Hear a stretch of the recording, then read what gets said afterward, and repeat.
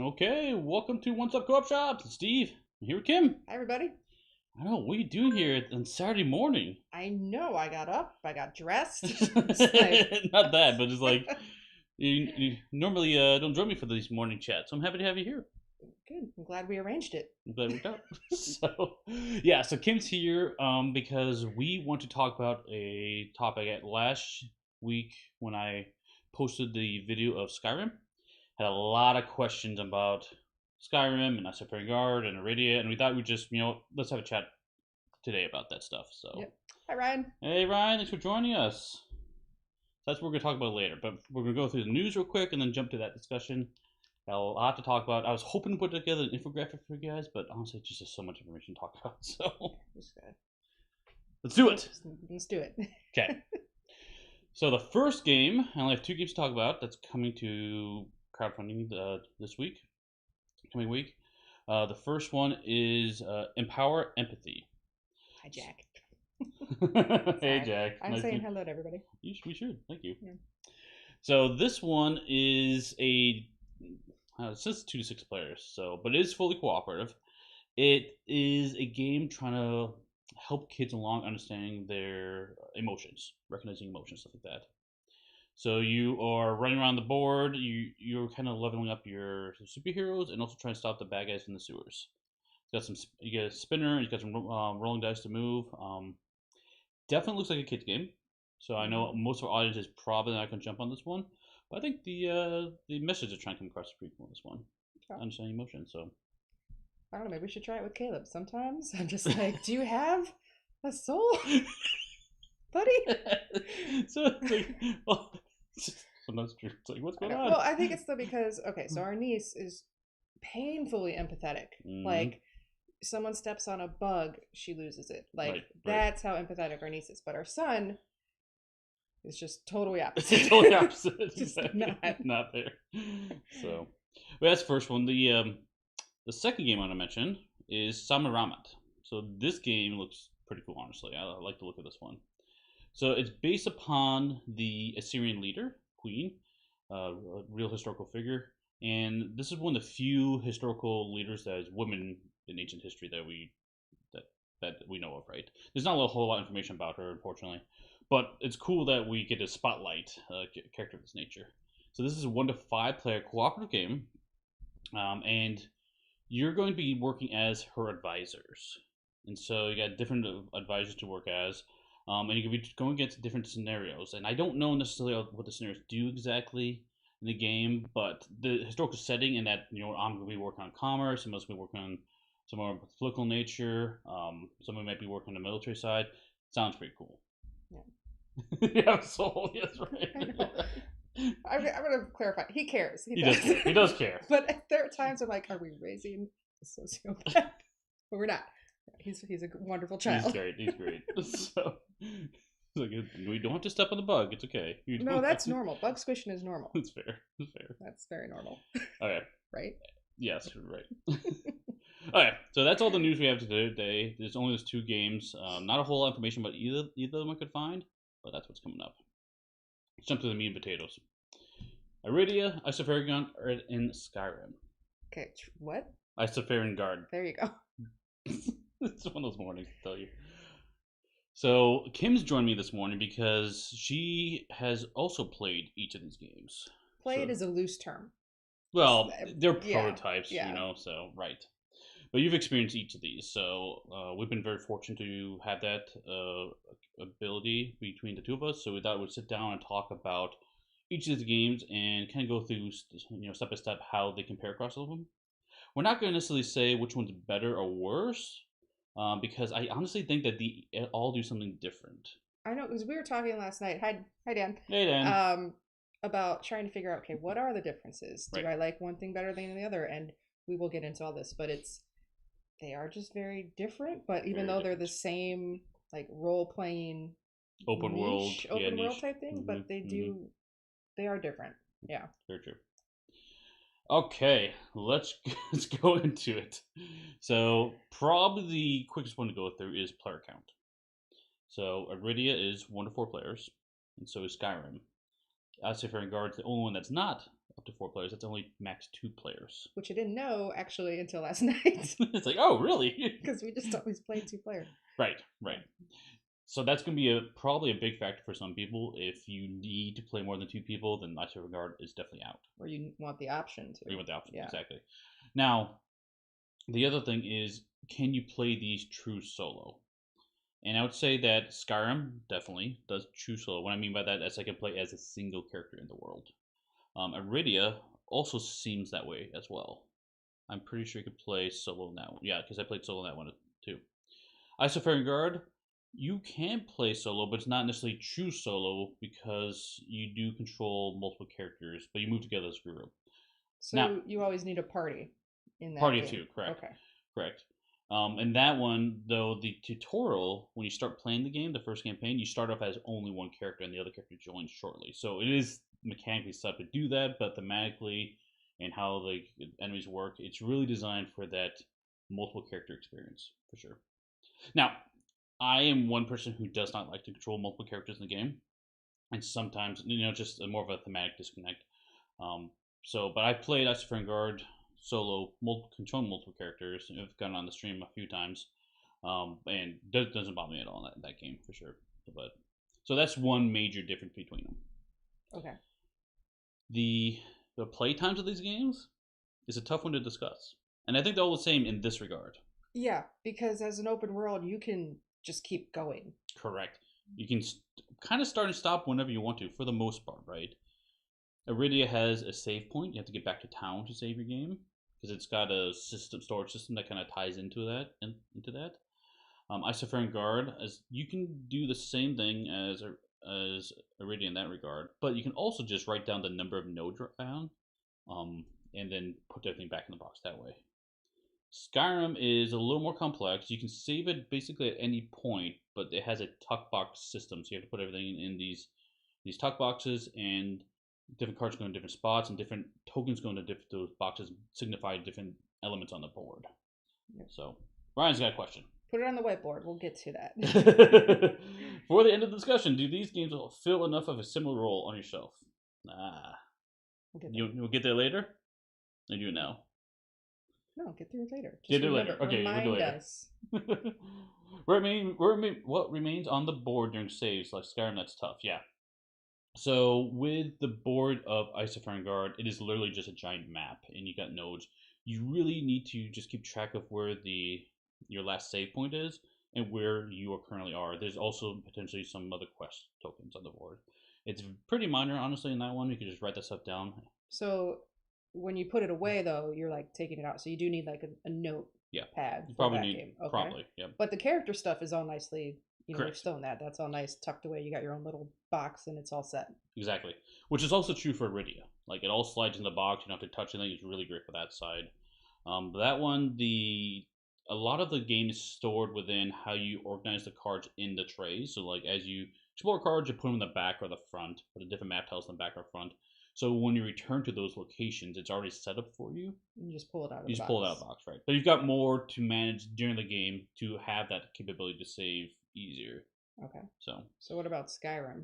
Which that's is the one that hard to say. That one's hard to say because we haven't seen the physical prototype. I've only read it in the rule book, but yeah, you've got a lot of different tuck boxes. So if you'll take your cards and you put them into a box signifying your character, so you know your equipment, your abilities, and stuff like that.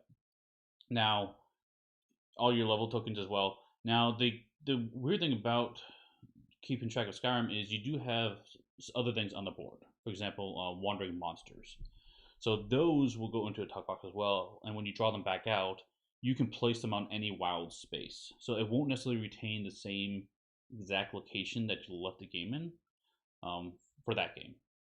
So, I mean, you could, if you really wanted to, take a picture of the board, which honestly I probably would, so I could set up the roaming monsters exactly where they were. You do that. I would do that. Yeah, he already does that. That's normal for Steve. So that's the main difference when set up and tear down, putting things away for these games. Let's keep checking down this list. We got a lot to talk about. So, let's talk about the narrative elements of the game. Like, how do these games share their story? Oh yeah, right. All these will save on TTS easy enough. Yeah, that's Yeah, very true. super easy. Although, so I played Skyrim on TTS last night, and I was there was just too much. Like it was That was it. probably your first time playing TTS, right? Yeah, I've never used TTS before, Hmm. but it was just like I'd rather. I'm like, give me the physical thing, or I can go play Skyrim on the PlayStation. So, Yeah, TTS is. It's great that we have it, but as I think a lot of people I think agree, that the interface is a little. it Uh, I'm sure if I you get used to it. I'm sure if I tried again, I'd be like, okay, now I know where I'm looking for things and all that. But yeah, anyway. I like Dan's coming here. Just save right before all the roaming monsters attack. Oh no, it wasn't there. So, yeah, for sure. Yeah. All right. Okay, So narrative elements. yes, narrative elements. This we were talking about last night. I think Mhm. is the biggest divergence of the games. Correct. Yeah. Correct. So Skyrim is controlled by a deck of quest cards. So if you play a game like Fallout, for example, where you've got a quest, gives you a bunch of stuff you need to do, pass or fail, tell you what happens, and then you have an option at the end. Well, if you passed or failed, or if you choose to do one versus the other, it'll take you to take this card, put it back in the box, grab card 172 now. Or if I did this other thing, I grabbed card 647, whatever it is, right? And you pull those out, and then they'll continue on with the story. So it's all very the narration is on the card itself, and those are the cards you're reading and revealing the story as you go. Hmm. It felt more linear, but it's because I don't think I didn't play a ton, so that's why the term "play" is very loose. Right. But you're right. So you have a starting point. Sorry. Yeah. Ryan's like, that's a tough one to jump in for TTS, Yeah, which is true. It's a bad benchmark. I'm not gonna Yeah, use that. true. But yeah, I can see where because all your characters you can start on different quests, Mhm. and I think you said the designer said he designed it like a pyramid, Mhm. where you can start with a whole bunch of options, on the base level of your pyramid, but you're all leading towards that final Correct. destination. Correct. That's how it was described to me. Yep.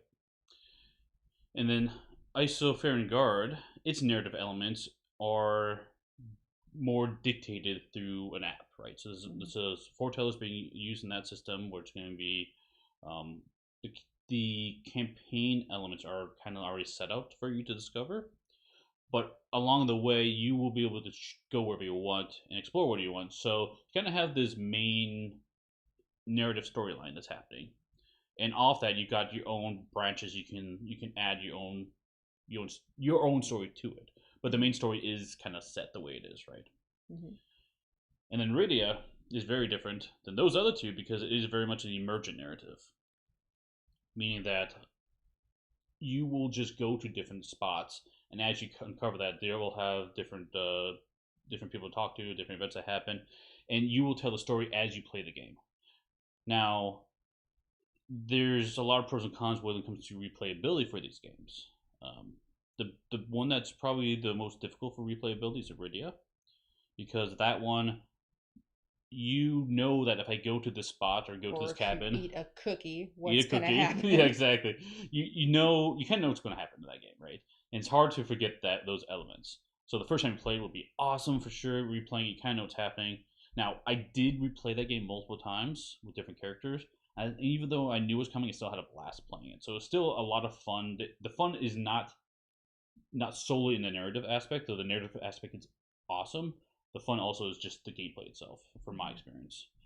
But so that one is probably the most difficult when it comes to replayability. Skyrim is probably between the two, I would say, because in that one you've got all these branches. So like, yeah, I know kind of where the story's going, but last time I chose option B, now I'm gonna choose option A this time and see where it takes me. Yeah, and you can, I guess, with all of them, you go to different areas and do different things. So I mean, there's a lot of options to try playing it again, like you're saying. Right, for sure. Yeah. But the other thing about the narration is, like in Arydia, you are more so the AI characters, in the sense that you're playing off each other and reading as characters, and Steve puts on his best female voice. I'm so sorry. And so that's fun in itself. Yeah. Excuse me. But, Yeah, that's a good point, because we talk about dialogue. Like, the only one you dialogue in is Arydia. You actually make choices in the dialogue situation. Yeah, like you're talking to NPCs, right? Yeah. The other ones, like, you kind of read what's happening, but you Yeah. don't like necessarily make an active choice in what's being Yeah, your said. choice is what do you do? Right. Which path are you taking? Not so much I'm gathering information from this character to help, Correct. build the story. Correct. Yeah, and getting down to Isofarian Guard is we have all these nodes you go to, all these points on the map you go to, and each spot you go to will have different monsters or events or things you can come across, and that's going to be random each time you go there. So even if you go there multiple times, go back and forth, it's going to be different. So I feel like the replayability of that one is going to be pretty high, even if you know what the overall story is going to be in that game. Mm-hmm. So, but yeah, Dan had a good comment here. Typically, narrative games work the opposite way. We start in the same place and have multiple endings, which is interesting because Skyrim, that's another thing to talk about, is how you move around the map. In Skyrim, you are each a different character on the board. Mm-hmm. You can occupy the same space for sure, but you're kind of running around doing your own things. So my quest might be over in the east side of the map. You might be the west side of the map. We might be, hey, there's this dungeon. Can you come meet me here and we can do it together? So there's opportunities to do both a solo adventure and a cooperative dungeon delve in that game. And the other games, you're party and you're staying together. Yes. Yeah. Yep.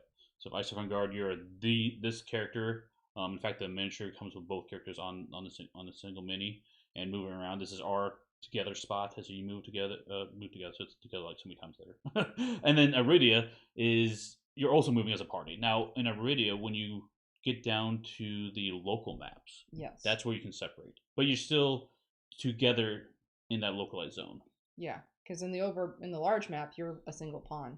Right. So exactly. Okay. So yeah, there's different elements of how you move together. The other one to think about, talking about that a little bit, or think about it a little bit, is in Arydia, you've got, I believe, 6 character classes and a bunch of different species you can pick in that game. So a lot of different combinations to build your own character, and you can choose any combination of those to form your party. And Skyrim's honestly the same way. You can choose kind of your own species class, and then you can build your character off from that. Though each species in that game tends to be focused towards certain ways. Like the Khajiit's good at stealth, so you might want to like sneaky cat. Exactly, you might want to like lay into that a little bit more. In Isofarian Guard, when you're playing through it, there are 5 campaigns, and the first 4 campaigns, it's set for 2 characters at a time, and it's set that way so that it's kind of balanced around those 2 characters. At the last campaign, then you can pick and choose who you want to be in your party. So if you really want to like pick your party stuff, I'd say the other 2 gives you more flexibility in that regard than Isofarian.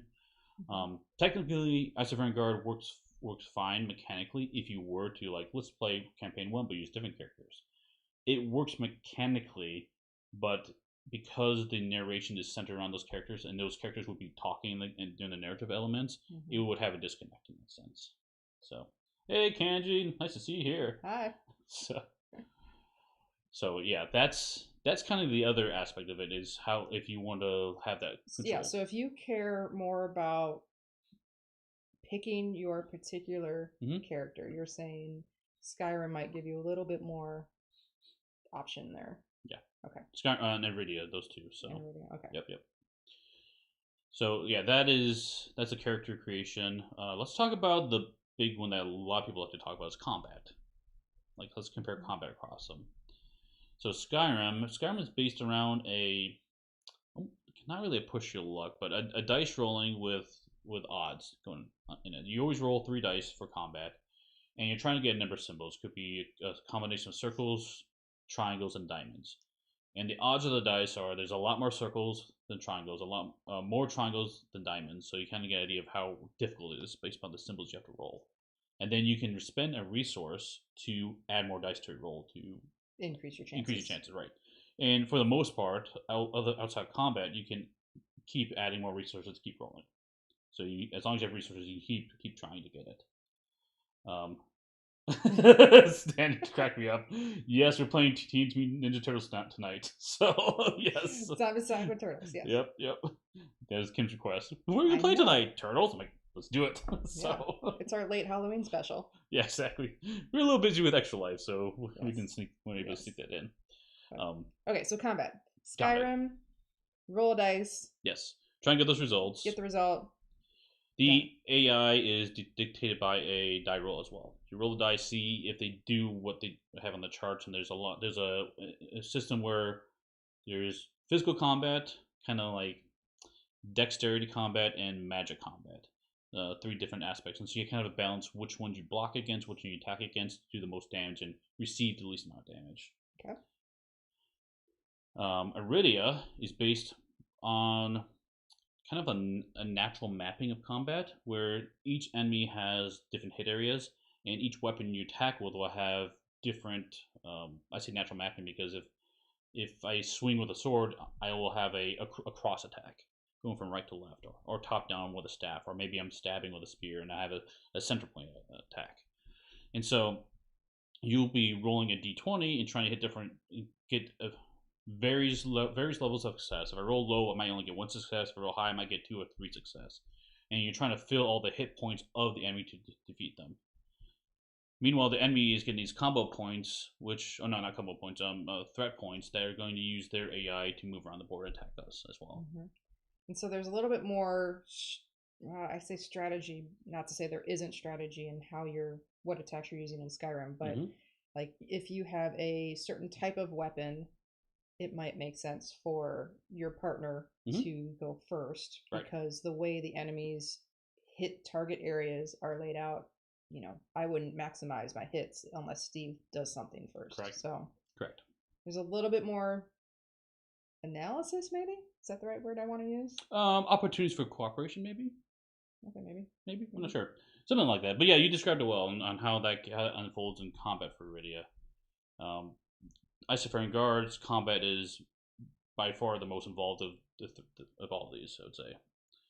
Because you're drawing chips from a bag, and these chips are your resources, and you spend those resources on 6 powers and abilities you have on your board, and you have a standard attack too for 7 really, to trigger your abilities and win the game. Basically, that's how it works. It's kind of sounds harder to describe, but once you see it, it's really easy. Yeah, go ahead. But that one is it feels very different to the 2 because it's just honestly, it's just not dice. You're not dice rolling to see what the result is of the dice, and then that's what happened. This one is I'm picking what I can, the resources, and then I can choose what to do with that. And you explained that nicely last night. Random input versus random output is what it is, right? Yes. So, yeah, we were talking about this topic a little bit last night. So, random input meaning that the randomness happens before my decision point. So, in Isofarian Guard, I don't know what chips I'm drawing from the bag. But once I draw the chips, I have the ability to decide how I'm using them, and how I use them. It's going to happen for sure. There's no random element at that point for the effects that are going to happen, as opposed to Arydia, where I want to try to swing my sword. I don't know what's going to happen. I'm going to roll the dice, and then that effect will show me what effect I have. Or with Skyrim, where it's like I'm going to do this attack, roll the dice. That's what happens. Yep, for sure. Yeah, for sure. So yeah, if you look at the randomness, there's that level of it. There's also what other random elements do they have in the game? I think for Skyrim, it's all based around the dice rolling there in that game. Yeah, I think it's all dice rolling. For Isofarian Guard, there's also, like I said, the random elements moving across the nodes that can happen. And then Arydia, I don't know if there's as many other random elements in that one. I guess the random element might be like the event deck as well, as you travel around the board. But you kind of have an idea what's going to be in there after a few plays of it. Okay. The maps. Let's talk about that real quick. So both Isofarian Guard and Skyrim have a giant global map. And I think Skyrim, the only map you have in the game is the global one. I've not seen anything else for that game. And I don't think there is anything else for that one. But it could all change. It could change. No idea. Yeah. Isofarian Guard and Arydia, they both have a global map, and then they both also zoom into 2 areas as well. So for Isofarian Guard, if you go into cities for sure, you'll zoom into a smaller map for that one. For your wilderness encounters, you generally do not. So the Arydia one, each spot you go to has its own zoom in spot. So no matter what you do, you're moving around the map globally, but you almost always zoom into smaller maps there. Yeah. So, but yes. So that is how the maps work. We talk about replayability. Let's talk about cooperation. Well, I'm going to jump back to the Okay, map. go ahead. So the immersiveness of the maps, I do think vary. Okay. Because you can zoom into certain areas in like Arydia and sure. ISO, and like the Arydia artwork that we've seen is cool. Like there's this building. I'm going into this specific building, and then I end up talking to this random person who's just a little meanie to me. But anyway, so like that level of immersiveness, I think you get a little bit more in games like that. Yes. Yeah. And the other thing about Arydia is as you interact with elements on the maps, you might replace map tiles with other map tiles. Maybe somehow the house burned down or something. I'm making something up.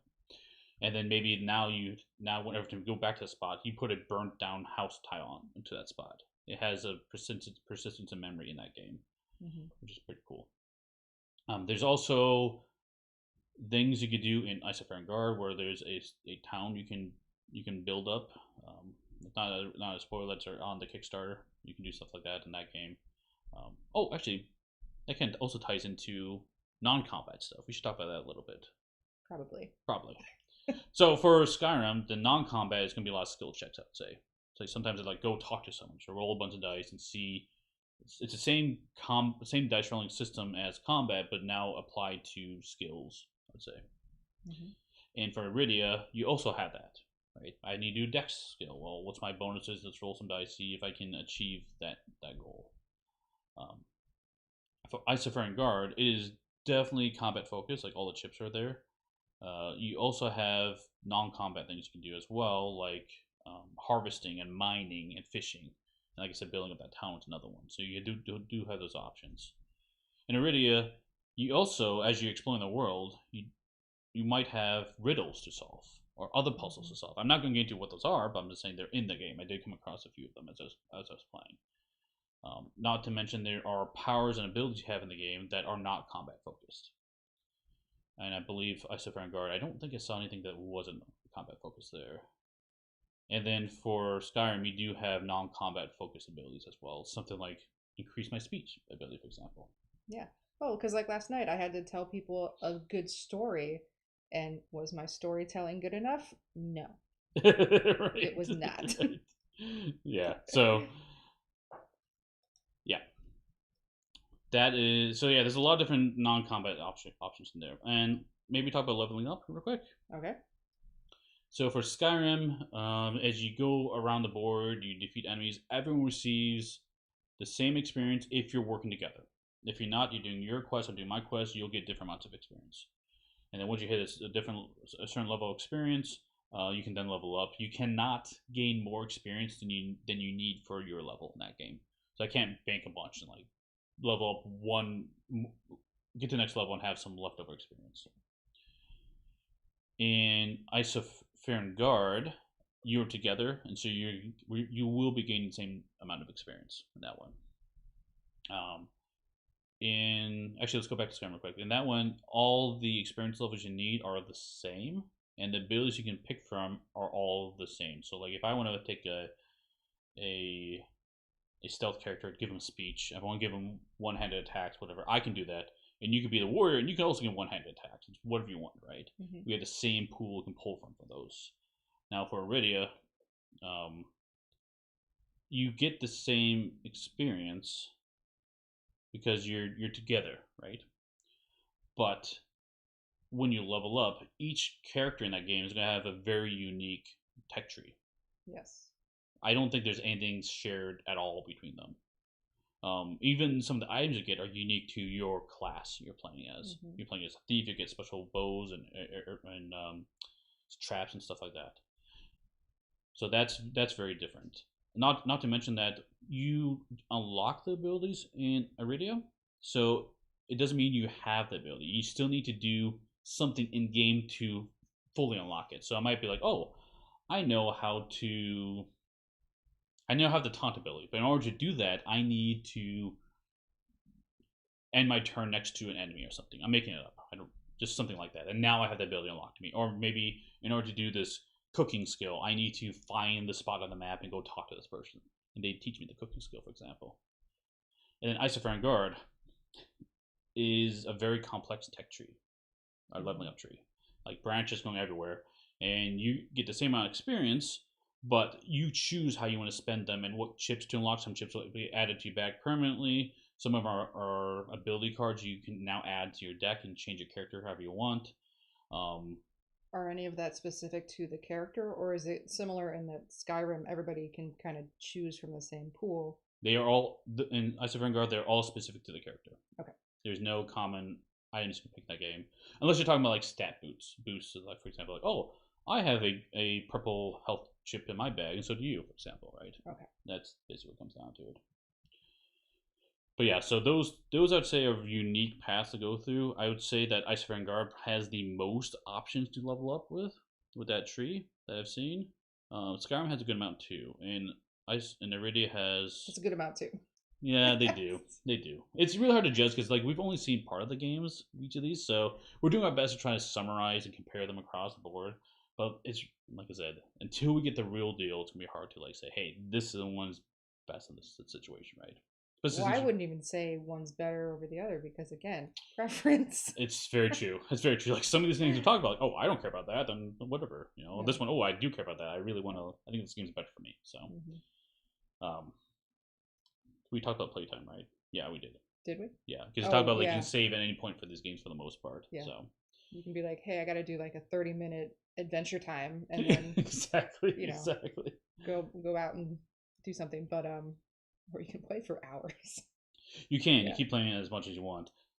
I think these are most of the elements we're going to talk about for these games. In the chat, if you guys have specific questions you want answered, let's go back up to. I know we had a question earlier that we want to cover, and we'll answer that real quick. That one. This one here. That one. Okay.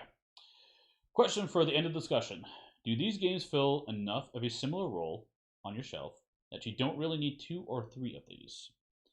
When we first started talking about this in preparation, I had said, yes, they're all very similar in that they are a adventure open world game.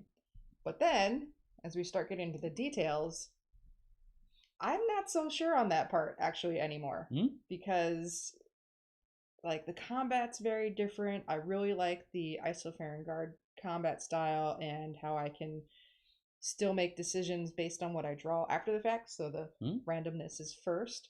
But the Arydia, narration storytelling where you're immersive in the characters and asking, NPC questions is really interesting and fun as well. And then Skyrim, I also just love that world. And yeah, so it's very hard to say one is, will satisfy all desires, I guess.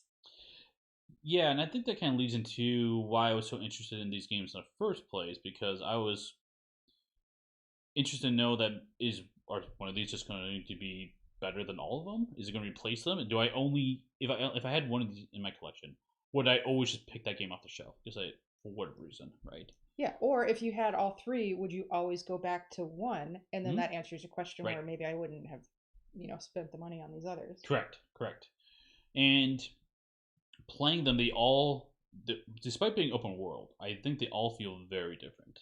I was not expecting that. I was expecting to be like, oh yeah, come back. Yes, this game can replace this one. I would play this one over the other. Now, some of them I do enjoy more. I'll say that much. From what you've seen. From what I've seen. It's very, again, asterisk. Exactly. But I don't think they replace each other. It's just that, like, for my personal taste, I prefer games of this nature versus that nature, I would say. Well, I mean, I think it depends on what, like, high-level adventure games, if that's your criteria, yeah, then just pick one. But as you drill into it, they start on their own individual paths. I mean, you kind of we've talked about it on this chat, right? Because there's just, each of these elements they're so different between them, right? Like player counts are probably the closest one that's similar. Even zooming the maps at different levels of doing that. Some do it a little bit, some do it a lot, right? There's different gradients of that. And so it's really hard to say which one would replace the others in that sense. So I know, Barrett. That's what Steve said. He's like, I guess I just gotta buy all of them. Yeah, that's Yeah. expensive for sure, too. Yeah. For sure. But So I guess the go way ahead. I would answer that question is which aspect of the open world role playing game most interests you, Yeah, and then one of these three will probably tailor your like style better. correct. Correct. And the concept of replayability as well in that Yeah, because sense. like you Like, said, I know you could replay Iridia, hmm but it I is did. it yeah. Hmm See, you have, but I think it would be harder to do that than like Skyrim. Yeah, because you have it. Well, it depends if the how the narrative element it gets fed into it. Oh, I have Pretty sure this whole chat is because Long Con Quince came on the next big adventure game. Yeah, exactly, exactly. Cat's out of the Oh bag. no! Call me out. But what was I? Solid What was I con. saying? No, I know. So I lost my train of thought. I forgot what I was gonna Sorry, say. because you got exposed. I You're got busted. exposed. You could busted me. So, um, We were oh, talking. the narrative element, right? Yeah. So, like, how do you like that presented to you? I think is another one. Yes. Like I think that's going to be a huge driving factor between these games. Do you want to have a a well written setup story that's gonna be cohesive through the whole experience? Do you prefer emergent narrative? Do you prefer picking your own path? Right. That's really what comes down to it. If you want to see how the narration will branch and end at the same spot. So, Yeah. oh yes, and Dan is here mentioning Harakiri. So it's another open world zooming into I'm space gonna have to game. stop you at 3. I'm sorry. I know. So this one's got Oni and demons and stuff like that. It's got a cool little setting for it. So that is coming up. Is it funny that I know Oni simply because of Ninjago Legos? That means you've got a kid. Yes. So true. So true. We've watched so many of those Lego Ninjago videos. So That's how I know that term. yep, Okay. yep. Um. But Yeah. yeah, so and that's actually a good point because these three are not the only ones out there.